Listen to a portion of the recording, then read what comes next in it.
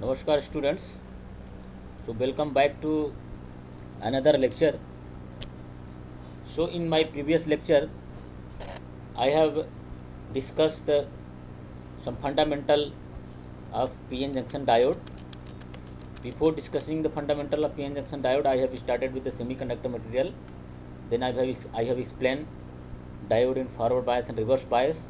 I have explained how to find out the DC or static resistance, dynamic or AC resistance, average resistance of a diode.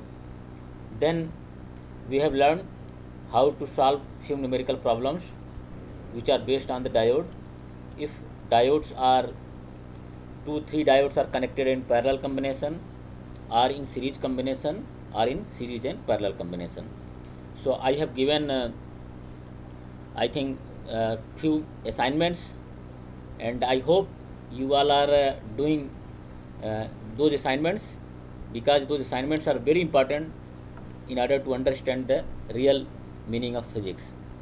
Then after assignments I have started a new topic, that was DC load line of a diode.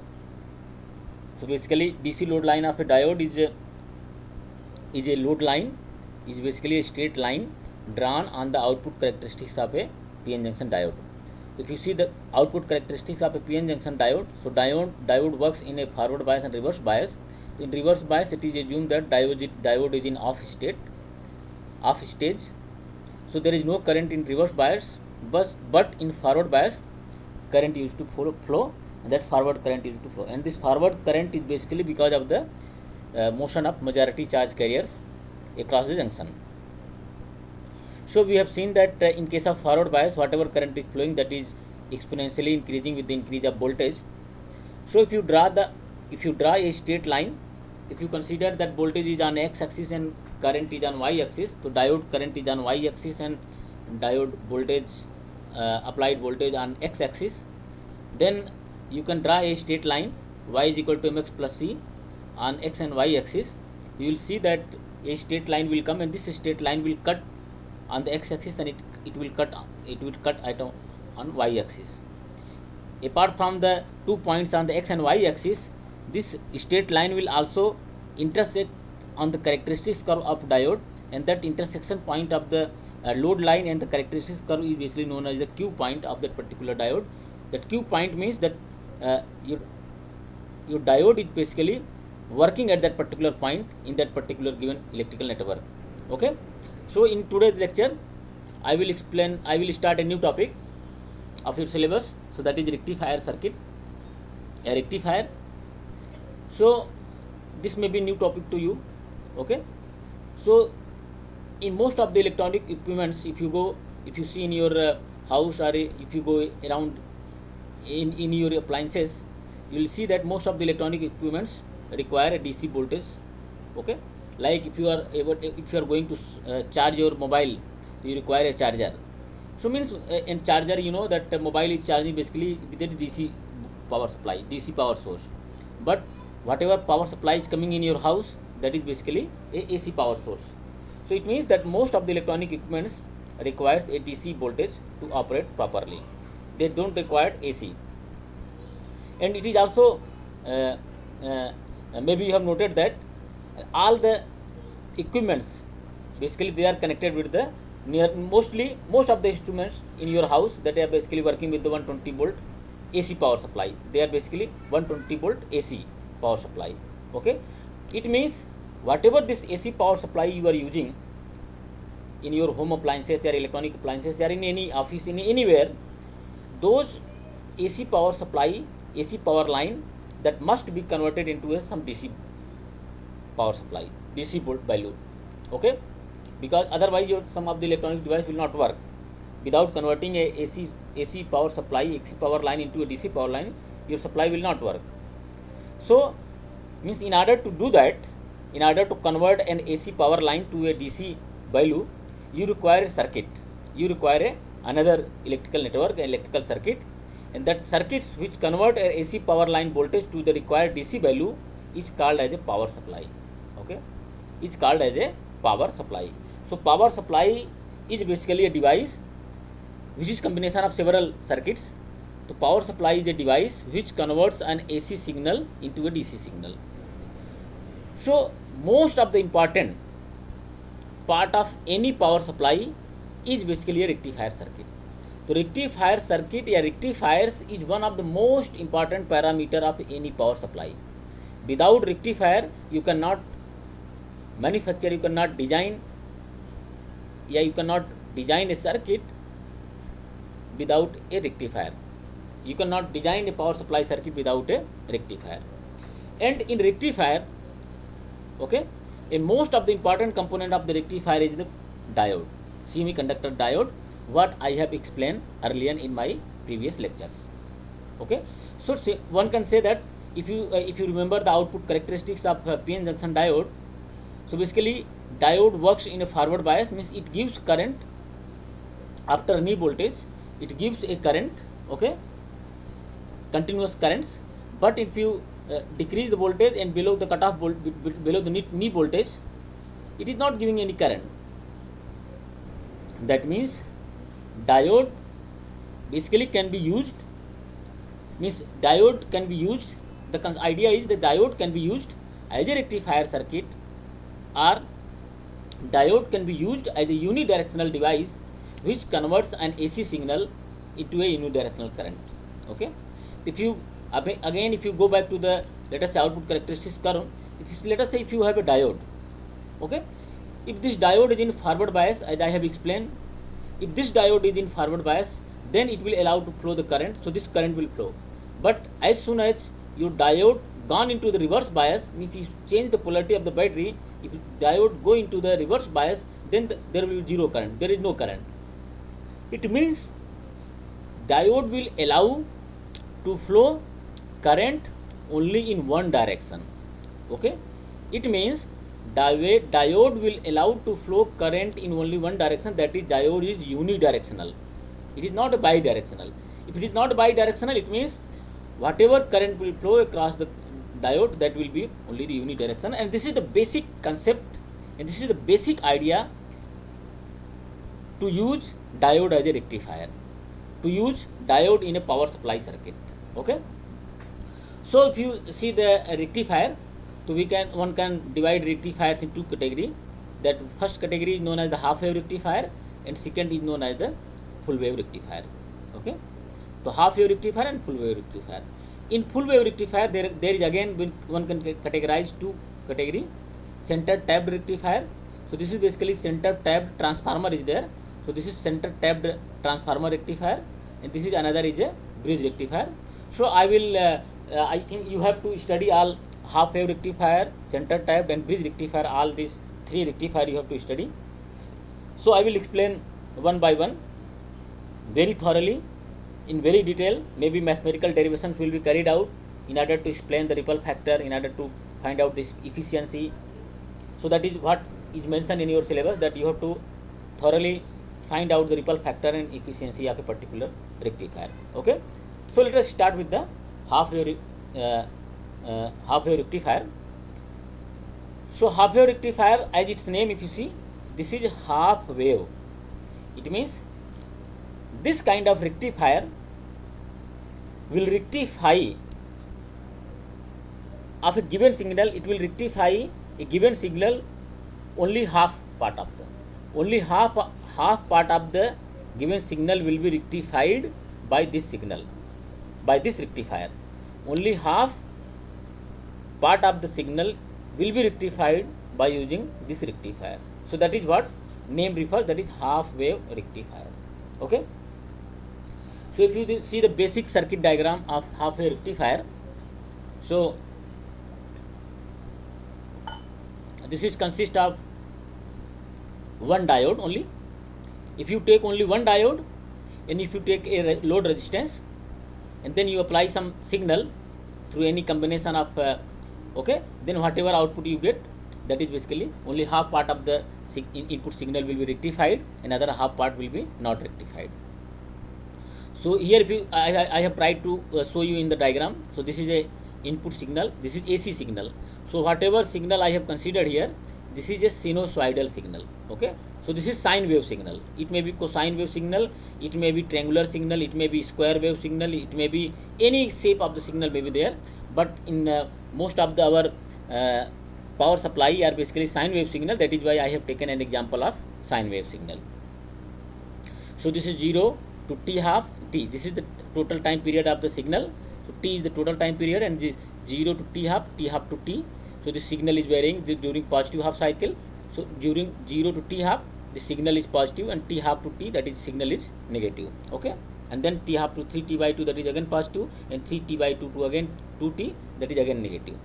Okay, so if you take average of this signal, because for a complete cycle, for a one cycle, let us say from 0 to t, if you take an average, so this is positive, 0 to t positive, and exactly same 0 to t half to t, that is negative. So total average will be equal to 0. It means that is why, that is what this is the advantage of the AC signal, that for a complete cycle the total voltage will be equal to 0. Okay. Now if you apply this signal, let us say through a transformer, this is primary transformer and this is secondary coil in the transformer. Okay, so depending upon the number of turn in primary and secondary transformer, here I have taken the exact number of turns. Here the number of turns in primary and number of turns in secondary, that is equal. I have taken an example. I will show some numerical problems where the number of turns will be different. So whatever signal, input signal you will apply, so that same input signal, that VT means that voltage which is dependent upon the time, so that is function of time, V0 sin omega t. So the same signal will appear at the secondary transformer, that is VT V0 sin omega t. Okay, so that is VT V0 sin omega t.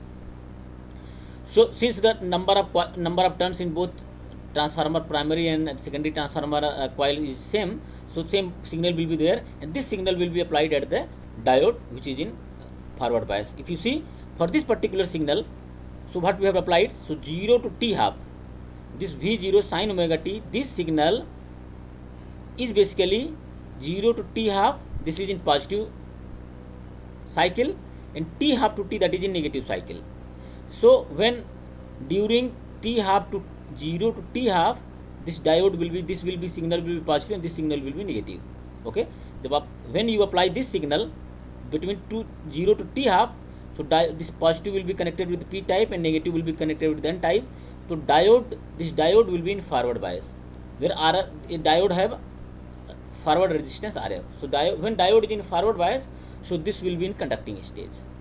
When this diode will be in conducting stage, so it will allow to flow current across the load resistance. Okay, then whatever signal you have applied, so that same signal will appear as the output. So as this signal is 0, so this 0 will be there, as signal is increasing, you are increasing this in output signal, and at t up to t half you will get a output signal. So this output signal for the time interval 0 to t half, this will be exactly similar to the input signal 0 to t half. Okay, now again important point, now when your input signal goes from t half to t time, let us say when your input signal goes from t half to t time, then this signal will appear, this here it will be negative sign and here it will be positive sign. When this will become negative and this will become positive, so this diode, this negative is connected with the p type semiconductor and positive connected with n type semiconductor, so diode will go into reverse bias. When diode will go into reverse bias, so this diode will behave as a open circuit, it will be in off state or it will be in non-conducting state.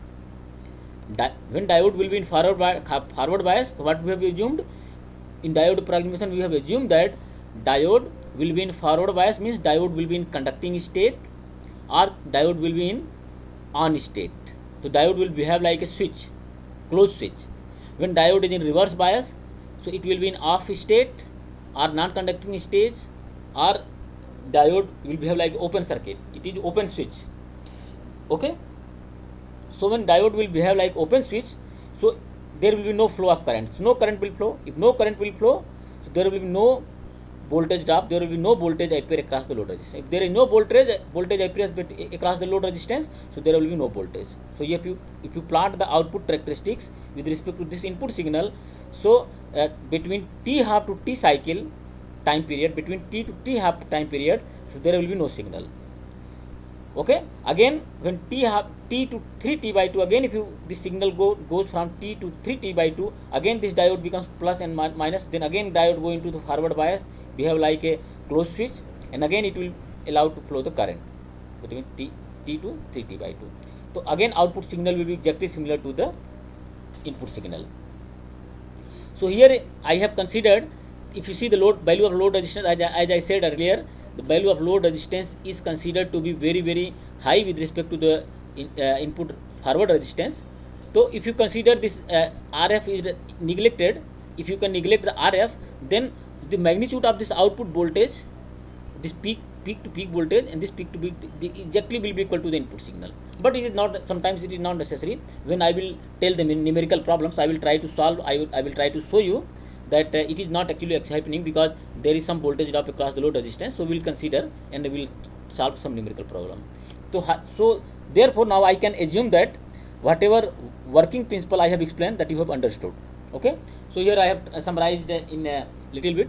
So if you see diode is in forward bias, are in on state or conducting stage for 0 to t half cycle for a given signal, of complete cycle 0 to t. During that 0 to t half, the diode is in forward bias, so it will conduct. If it will conduct, there will be voltage drop across the load resistance. Current will flow. If current will flow, then there will be voltage drop. So the voltage drop can be plotted, that is 0 to t half. This voltage, the shape of the output signal will be exactly equal to the input signal. Okay. Now when diode is in reverse bias, we know that is for t half to t time, then diode will go in reverse bias. So in off state or non-conducting stage, so this current will not flow. IL will be equal to 0. If IL will be equal to 0, then VL will be equal to 0. If VL will be equal to 0, there is no signal. So you don't get any signal. So if you see here output characteristics of this rectifier circuit, so here basically we are rectifying only half part of the given signal. The given signal is only full part, that is full part 0 to t half to t, but we are rectifying only half signal of the given input signal. That is why this is known as the half wave rectifier. Okay. So now if you try to, so I have here I have diagrammatically I have tried to show the output characteristics. Now if you try to find out the mathematically how much current will be there, how much voltage will be there, so it may be voltage, it may be current. This signal, whatever output signal I have drawn, output signal waveform, this may be current. The same thing, same shape will be the for current, and same shape will be for the voltage. Okay, so there will be no change in the shape of the output signal for the current and output signal for the voltage. Please keep in mind these things. So if you see here, so one can find out the current into the load resistance. So how much current will flow? We know that current is equal to total voltage upon total resistance. How much voltage we have applied across the diode? So we know the diode we are applying voltage, that is V0 sin omega t. So this is the basically voltage. So we know the V0 sin omega t we have applied voltage, and total resistance how much? That RF and RL. This RF is diode resistance, forward diode resistance, and this is the RL is load resistance. So both are in series. So total resistance is RF plus RL. So current is equal to voltage upon resistance. So IL current, that will be equal to V0 sin omega t upon RF plus RL. Okay. This is for when diode is in forward bias, and diode is in forward bias for what? For 0 to t half time. When t is less than 0, when t is greater than 0, greater than or equal to 0, and t is less than t half. Okay, capital T half. Now, and this IL, same current, load current, that will be equal to 0 for the time period t half to t, because at that time your diode got into the reverse bias, that is IL is equal to 0. Okay, so here if you see, that is IL is equal to 0. If IL is equal to 0, the VL will be also equal to 0. So if you plot this equation 1, in form of waveform, so it's exactly same waveform will come. So here just you have to write IL, and here t, time is there, so only this will be IL and t. Okay. Now if you calculate the voltage, so we know voltage equal to means voltage across this load resistance. So we calculate, so VL will be equal to IL into RL. Okay. So this VL will be equal to, by substituting the value of IL, we have finded out the IL here. So IL will be equal, VL is equal to V0 sin omega t upon RF plus RL into RL, this RL. Okay, and this is for time 0 to t half, and similarly VL will be, if IL is equal to 0 for this, obviously VL, if IL is equal to 0, the VL will be equal to 0 for t half to t time. Okay, so if, or again we can more simplify this equation. So you can take, we can take RL as a common. So if you take RL as a common, so this RL and this RL will be cancelled out. What will you get? VL is equal to V0 sin omega t divided by 1 plus RF upon RL, that is for time 0 to t half, and similarly VL will be equal to 0, that is for time t half to t. Okay, now if you plot this equation 2 in a waveform, so this similar output you will get, the same output you will get for the voltage also.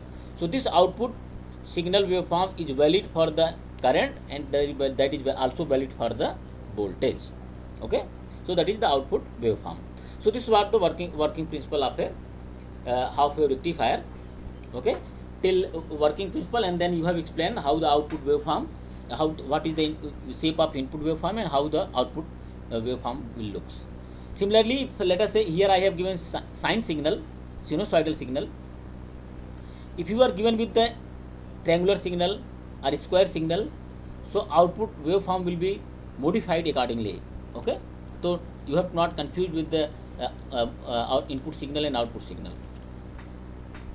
Now in your syllabus it is mentioned that to study the half wave rectifier, circuit diagram, working principle and output waveform. So I have explained the circuit diagram, I have explained the working principle, I have explained the input and output waveform signal, how it's come. Another part is mentioned that try to find out the ripple factor and efficiency. Okay, ripple factor and efficiency. So let us try to calculate, derive and formula for the ripple factor and then efficiency of the rectifier diode, this half wave rectifier. So in order to do that, in order to find out the ripple factor, okay, we have to find out the DC signal. If you define the ripple factor, so here ripple factor is basically can be defined as a, the alternating part contained in the output voltage is more commonly known as the ripple factor. What I wanted to say, that means whatever output signal you have got, you have obtained from a rectifier, okay, and if you see that output signal also contain some variations, some AC part, some alternating part, and so whatever amount of AC part is contained in your output signal of a given rectifier, that is basically known as the ripple factor. Okay, so this ripple factor can be find out, basically this is the defined as the ratio of root mean square ripple voltage to the DC voltage in the output of a rectifier is known as the ripple factor. So if you try to define whatever I have written, if you try to mathematically find out, so ripple factor can be defined as a VLAC RMS upon VLDC. Okay, never, please keep in mind, please make a note, whatever I am discussing here, that is VL, this is important point. I have whatever voltage I have taken, that voltage is basically the output. VL means output voltage, VL means output voltage. So VLAC means AC part contained in the output voltage divided by the DC part contained in the output voltage. AC part, the ratio of AC part contained in the output voltage divided by the DC part contained in the output voltage is basically called as a ripple factor. That is what I have defined, that is what I wanted to say. Okay, that means if you go back, if you see the output signal here, if you this carefully, if you see the output signal, so can you say that this signal is DC? In beginning I have defined that a power supply, basically rectifier basically a device which converts a AC signal into a DC signal. Okay, but if you see here, this whether this output signal is DC signal, no. If you see 0 to T4, your signal is increasing, then T4 to T half, that is decreasing, when T half to T half to T, that is 0, then again increasing, again decreasing. It means whatever output signal you have obtained from half wave rectifier, that is still contain AC part is there. But the most important point is that this output signal is a unidirectional. Initially this signal was flowing in both directions, that was bidirectional, but here it is a unidirectional. Only in current is flowing, current or voltage is flowing only in one direction, only in positive direction, not in negative direction. That is what we have obtained from the half wave rectifier. Okay. So in order to calculate the ripple factor as I have defined, so we can write, we can see, so here from this output signal waveform we can say that whatever output signal we have obtained from half wave rectifier, this output is basically combination of two part. This is basically combination of two part. One part is AC part, another part is DC part. Means one cannot say that this is purely DC or this is purely AC. So that is why we can write output signal, this VL, this is basically equal to the summation of VL DC, AC DC part of the output signal and AC part of the output signal. That is VL DC means DC part and VL AC means AC part. AC part of the output signal plus DC part of the output signal, that is basically giving the total output signal. I hope you understood. Okay. Now, if you do for a complete cycle for 0 to T, this is complete cycle, one cycle. Okay. If you do that for that 0 to T, if you try to find out the total output signal for a complete cycle 0 to T, means you have to integrate from 0 to 2 D. Okay, to 0 to T, that is VL dt. This is for a complete cycle for output signal. So this can be written as we can integrate both sides, 0 to T VL DC dt plus 0 to T VL AC dt. Okay. Now again, very important note is there. If you see this output signal, if you integrate this signal for a complete cycle from 0 to T, so this is the basically AC part into the signal. So 0 to T4 it is increasing and T4 to T half, that is decreasing, and then there is constant. Okay. So if you integrate, if you try to find out AC signal, okay, as I said here, for input signal if you integrate for 0 to T for a complete cycle, so the average of the AC signal will be equal to 0.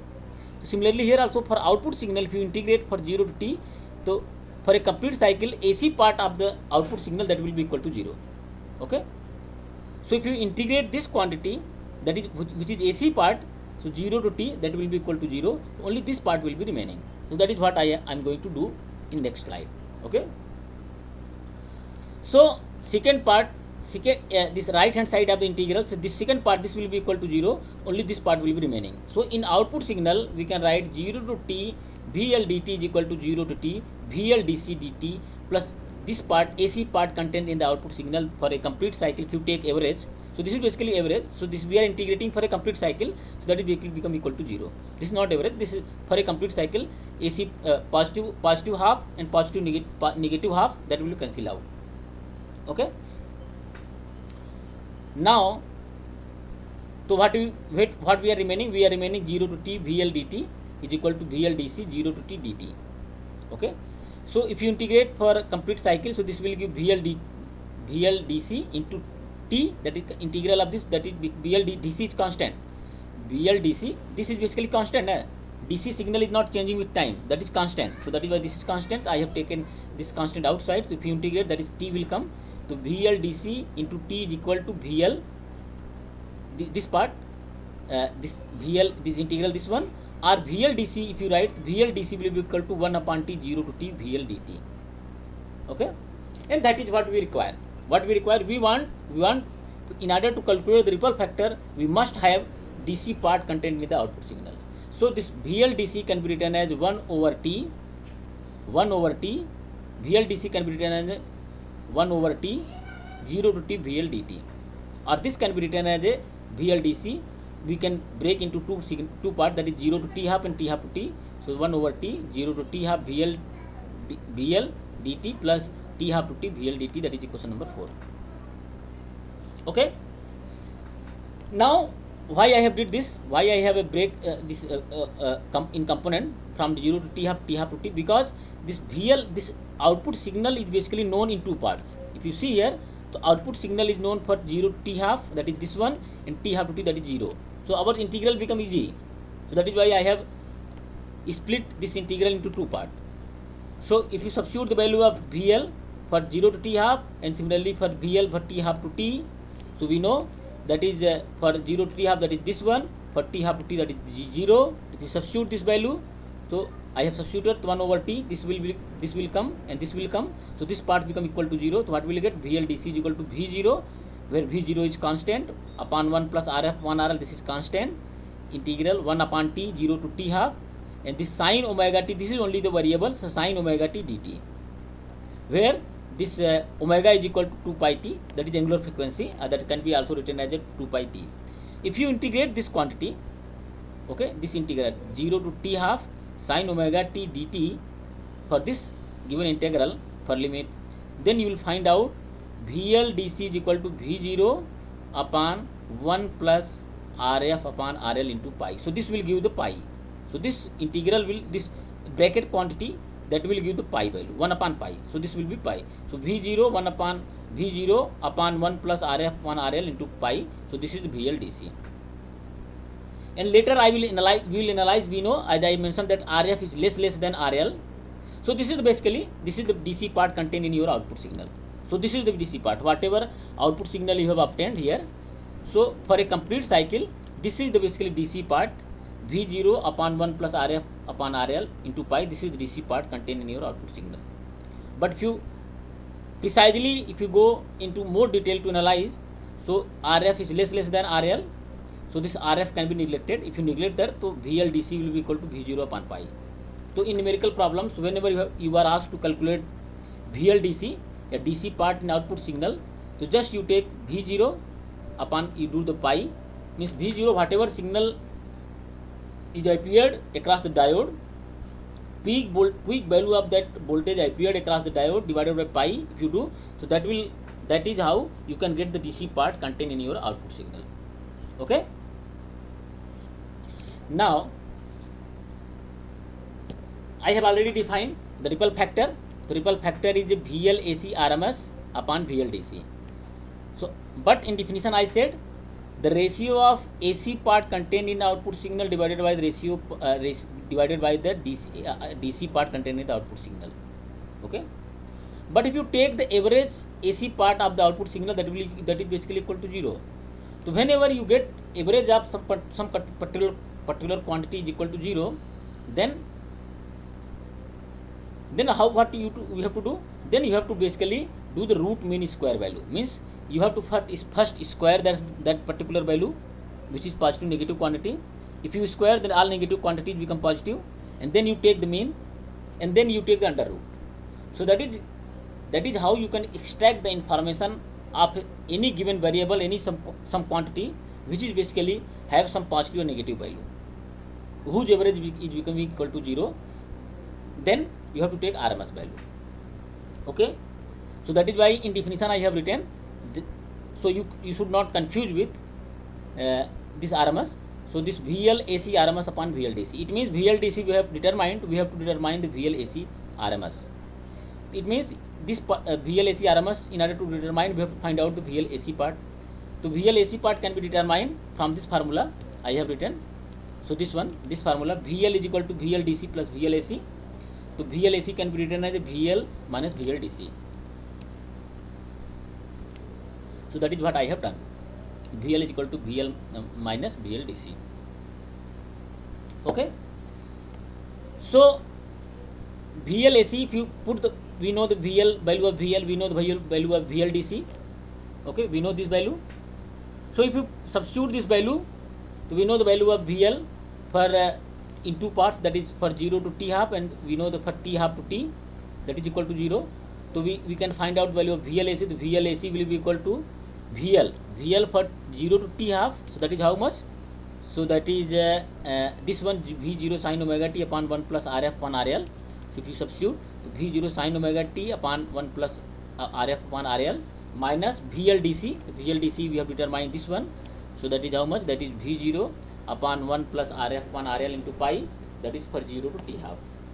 Similarly, VL, this output signal is basically 0 for t half to t.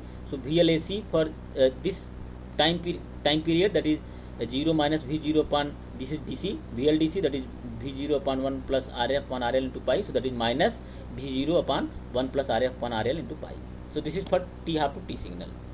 So this is the AC part. This is the AC part which is contained in your output signal. Whatever, this is the waveform of output signal for a complete cycle 0 to t half. For that, this is the DC part which you have contained in output signal, and this is the AC part. This much AC part you have contained in the output signal. So this both. Okay. Now you have to take the, as I said, in order to get the information of AC signal, what we have to take? We have to do square, and then we have to take mean, and then you have to take under root. Okay. So I have to take VLAC. I have did square. So I have taken the square of AC signal. So VLAC I have square it. VLAC signal I have taken the square of AC signal. Then I have taken mean. So 1 upon t, 0 to t for a complete cycle, 1 upon t, 0 to t integral dt, that is basically we have taken the mean. So this is the value of VLAC mean square. Okay. And you substitute this. Before substituting this, we know this VLAC is basically in two parts, that is 0 to t half and t half to t, that is different.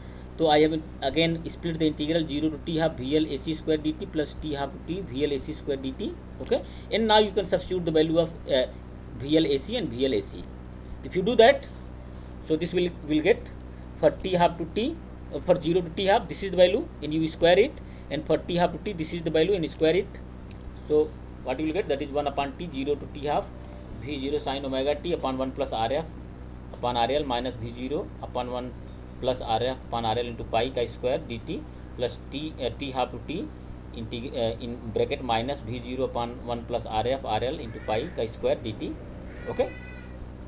If you integrate this, so if you see here V0 upon 1 plus RF upon RL into pi, not only pi, minus only V0 upon 1 plus RF upon RL, this is square and this is square. Here also that is V0 upon 1 plus RF upon RL, V0 upon 1 plus RF. So this quantity is constant. So I have taken out common outside. So VLAC mean square is equal to V0 square upon 1 plus RF upon RL ka square 1 upon t. So 1 upon t that is outside of the bracket. So I have taken here in small in medium bracket 0 to t half sine. What will be remaining here? Sin omega t minus 1 upon pi ka square, and what is remaining here? Minus 1 upon pi ka square dt. So this will be remaining. If you integrate this quantity, this I have colored with blue. Okay. So you will get minus you will get pi square minus 4 upon 4 pi square. Okay. So this is you will get. So so if you, in order to calculate that, you have to consider t is equal to 2 pi by omega, as I have mentioned earlier also. Omega is equal to 2 pi upon t, or t is equal to 2 pi upon omega. So you have to consider that. So VLAC mean square is equal to V0 square upon 1 plus R upon RL ka square pi square minus 4 upon 4 pi square. This is the mean square of the AC signal. Now you can take the root. If you take the root, just you have to take the under root. So VLAC, that is known as the RMS root mean square, is equal to VLAC MS ka under root. If you have to take under root, so VLAC RMS is equal to, I have taken under root. If you take the under root, so you will get V0 upon 2 pi 1 plus RF upon RL outside, and then inside under root pi square minus 4. So now you got VLAC RMS, and we have obtained already VLDC part. So we can calculate the ripple factor. So if we calculate the ripple factor, so ripple factor will be equal to VLAC RMS. So that is this one. So that is this part. VLAC RMS is this value, and then VLDC. So that is this value, VLDC part. That is we have calculated VLDC somewhere. This is VLDC part. Okay. So our ripple factor will be equal to this. So this quantity, this one will be cancelled out. Pi will be considered. What will be remaining? Under root pi square minus 4 upon 2 will be remaining. If you solve this quantity, so you will get R is equal to 1.21. So this is the value of ripple factor of a half wave rectifier. Okay. So value of half wave ripple factor of rectifier is 1.21, that is greater than 1. So what is the physical meaning of this ripple factor? So as I explained earlier from the definition, if you see, the ripple factor is basically tells that how much AC part is contained in your output signal. If ripple factor is very high, if ripple factor is greater than 1, that means your output signal contain more AC part than the DC part. If your ripple factor is less than 1, then that means your output signal is contained less AC part than the DC part, means that contain more DC part. Okay, that is what the physical meaning of a ripple factor. So here you got ripple factor 1.21, that means the value of ripple factor for half wave rectifier is greater than 1, which implies that this rectifier has more AC part. The output of this half wave rectifier contain more AC part than the DC part. Okay, that is the output contain, this output of half wave rectifier contain more AC part than the DC part. So that is the physical meaning. That means this and we basically what we are doing, we are converting the AC signal into DC signal, but from half wave, that half wave output of half wave contain more AC part than DC part. That means this rectifier is not good at all. Your ripple factor should be less than 1. Or you can say your ripple factor should be minimum, then your rectifier is good. Okay, so that is what we have concluded till. So now next, let us try to find out the efficiency of a half wave rectifier. So efficiency, that can be defined as the percentage ratio of DC power delivered into the load, DC power delivered into the load to the average AC power supplied by the source, is basically give the efficiency of a rectifier. So that is basically the percentage ratio of DC power delivered to the load to the AC power supplied by the source is given by the efficiency of a rectifier. If you write the mathematically, so that eta, this is denoted as eta is equal to PLDC. Remember this PLDC I have written. PL means power supplied to the load, L means load, power supplied to the load. Okay, a power delivered to the load, and which power? That is DC power, not total power. Remember, that is not total power. DC power delivered to the load divided by average AC power. This is again, remember here I have not mentioned the AL. It means total average AC power supplied by the source. DC power delivered to the load divided by the average AC power supplied by the source, that is basically known as the efficiency of a rectifier. Okay, so it means in order to calculate efficiency, we have to find out the PLDC and we have to find out the PC average. The PLDC, if you try to find out, the PLDC means power delivered to the load. We know power in any circuit, that is basically equal to the voltage square upon resistance. So we know the voltage, DC voltage, we have calculated DC voltage. How much DC voltage? This is the DC voltage, and we know the load resistance, that is RL. So we can calculate the power delivered to the load, so that is VLDC square upon RL. So substituting the value of VLDC, then we can find out the PLDC. The PLDC will be equal to V0 square upon 1 plus RF upon RL ka square, pi square divided by RL. So if you do that, you will get V0 square upon 1 plus RF upon RL ka square, RL into pi square. So this is power delivered, this is the DC power delivered to the load. Remember, we are not talking about the AC power delivered to the load. We are talking only about the DC power delivered to the load. Okay. Now, in order to calculate the efficiency, what we have to find out? We have to find out the average AC power supplied by the source. So we know the source voltage. So we know the power. Power is equal to voltage square upon resistance. The voltage we know, input voltage, that is V0 sin omega t, that is input voltage, and resistance we know, that is the input resistance RF upon RL. Okay, and average. So I have taken 1 over t 0 to t, that is basically 1 upon t 0 to t dt, that is basically average. And then I have square the voltage V0 sin omega t, that is input voltage, divided by resistance Rf upon RL. So this is the average AC power delivered to the load. Just you integrate and you find out. If you integrate, so we know if you integrate this, so you can integrate. If you integrate this AC power supplied to the load, so that is the supplied by the load, so that is 0 to t half to t, okay. And we know for t half to t that output signal content basically 0, there is no output signal, so this part will be equal to 0. If you calculate the average AC power supplied to the load, average AC power supplied to the load, so that is V0 square upon 1 plus RF upon RL, that is into 4RL.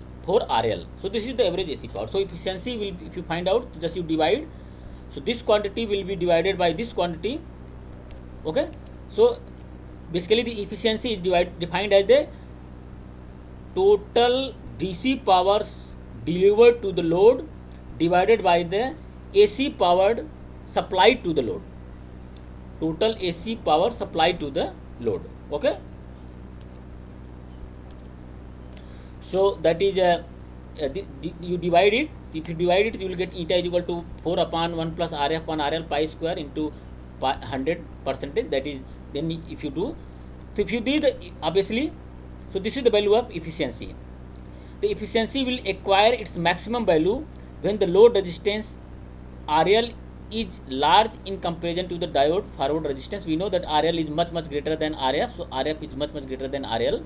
So RF upon RL, obviously this quantity, that RF upon RL, this will be less than 1. So this quantity can be neglected. If you neglect this quantity, that eta will be equal to 4 upon pi square, 4 upon pi into 100%. If you calculate this eta, the eta will be equal to 40.6%. That means the half wave rectifier basically rectifies only the 40.6% of efficiency. It means efficiency of half wave rectifier is less. Efficiency of a half wave rectifier is less. It should be maximum. It should be close to the 100%, but it is less than 50%. That means half wave rectifier is not good from efficiency point of view, even from ripple factor point of view, as we have learned in classes, okay. So I think I should again make this most of the students get basically confused with the efficiency of a rectifier. So efficiency of a rectifier is basically percentage ratio of DC power delivered into the load, percentage ratio of DC power delivered into the load to the average AC power supplied to the load,